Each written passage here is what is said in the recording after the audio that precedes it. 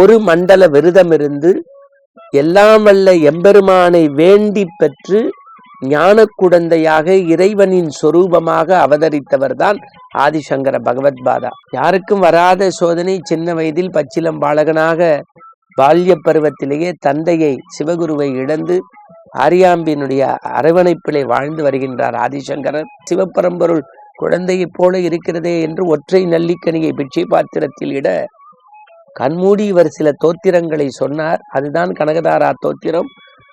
நெல்லிக்காய் போல மழையாக கொட்டியது தங்க நெல்லிக்காய். ஒரு நாள் தாயார் குளிச்சுட்டு வரும்போது கீழே விழுந்துட்டாங்க. நதியை பார்த்து பேசுறார், பூர்ணா நதியே, என் தாயார் இப்படி துன்பமுட்டு இருக்காளே, நீ நாளைக்கு என் வீட்டை ஒட்டி போக கூடாதான. மறுநாள் கதிரவன் வீட்டா வீட்டை ஒட்டி ஆறு போகுது.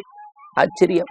நாள்தோறும் இந்த அருள் நேர பகுதி உங்கள் உள்ளங்களை மட்டுமல்ல இல்லங்களையும் மகிழ்விக்கிறது என்பதை நாங்கள் நன்கு உணர்ந்திருக்கின்றோம். காரணம், நாம் பயணப்படுகின்ற இடங்களில் எல்லாம் ஜெயா தொலைக்காட்சியினுடைய ஆன்மீக நிகழ்வு குறித்து அவ்வப்போது இந்த நேயர் விருப்பம் போல அன்பர்கள் என்னோடு பகிர்ந்து கொள்வது மற்றற்ற மகிழ்ச்சியாக இருக்கிறது.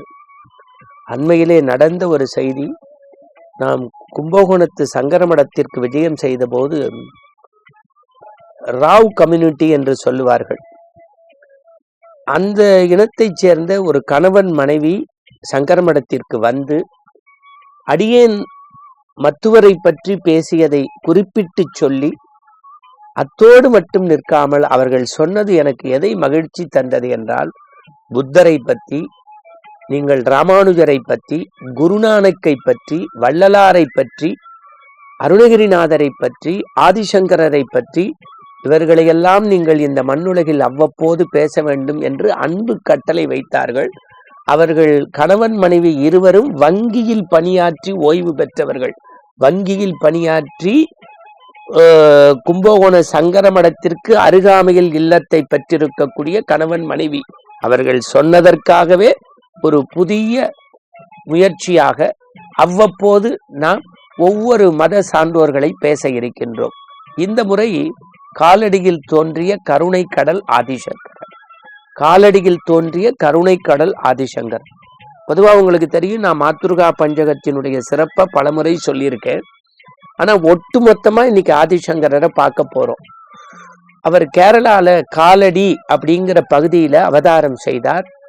தாயாருடைய பெயர் ஆரியாம்பிகை, தந்தையார் பெயர் சிவகுரு. இந்த தாய் தந்தையாகிய சிவகுரு ஆரியாம்பிகைக்கு பிள்ளை பேறு இல்லை. எல்லா வரங்களையும் கேட்டவுடன் கைமுன்னே தரக்கூடிய எல்லாம் வல்ல வடக்குநாதர்.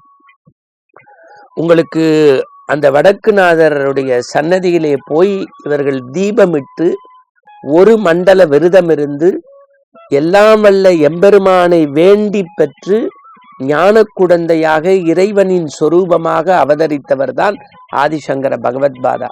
இன்னைக்கு நீங்க திருச்சூர் போறவங்களுக்கு தெரியும், அந்த வடக்குநாதர்ல தனி சன்னதி ஆதிசங்கர பகவத்பாதாக்கு. இந்தியாவில் ஒரு சில திருக்கோவில்களில் மட்டும்தான் ஆதிசங்கர பகவத்பாதாக்கு சன்னதிகளே உண்டு. அந்த வடக்குநாதர் கோவில்ல ஆதிசங்கரர் சன்னதி உண்டு. ஆரியாம்பிகை சிவகுரு அப்படி வேண்டி பெற்ற அந்த ஞான குழந்தை சின்ன வயதிலேயே ருக்கு யஜுர் சாமம் அதர்வன வேதம்னு வேதங்களின் வித்தாக கற்று தேர்ந்தது. உரிய வயதில் உபநயனம் நடந்தது. யாருக்கும் வராத சோதனை. சின்ன வயதில் பச்சிலம் பாலகனாக பால்ய பருவத்திலேயே தந்தையை சிவகுருவை இழந்து ஆரியாம்பினுடைய அரவணைப்பிலே வாழ்ந்து வருகின்றார் ஆதிசங்கரர்.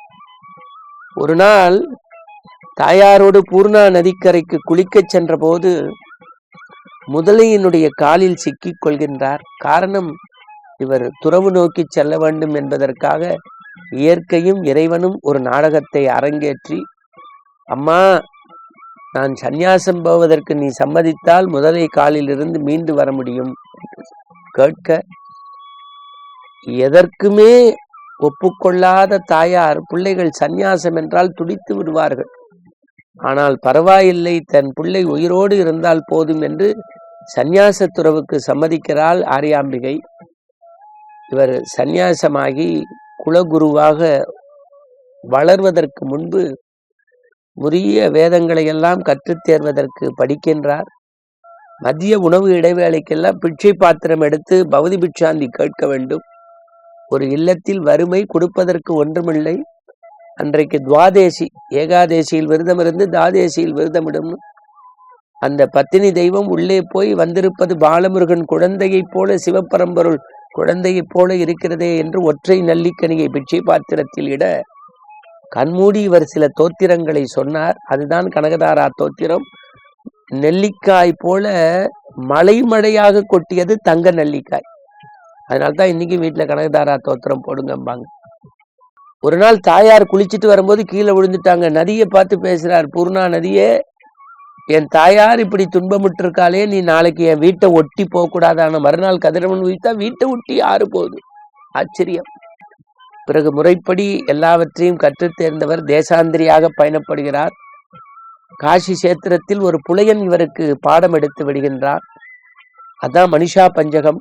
அதற்கு பெயர் அவர் நடந்து தமிழகம் வருகின்றார். திருச்செந்தூரில் சில நோய்கள் குணமாக அவர் சண்முக புஜங்கம் பாடி பன்னீரிலை விபூதியை பெற்றுக்கொண்டார்.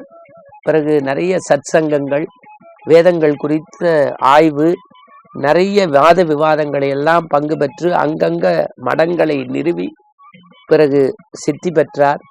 இந்த மண்ணுலகில் பல மடங்களை நிறுவியதோடு மட்டுமல்லாமல் கிழக்கு மேற்கு வடக்கு தெற்கு என்று அத்வைதத்தை பரப்பிய ஞான குரு ஞானி ஆதிசங்கர பகவத்பாதா.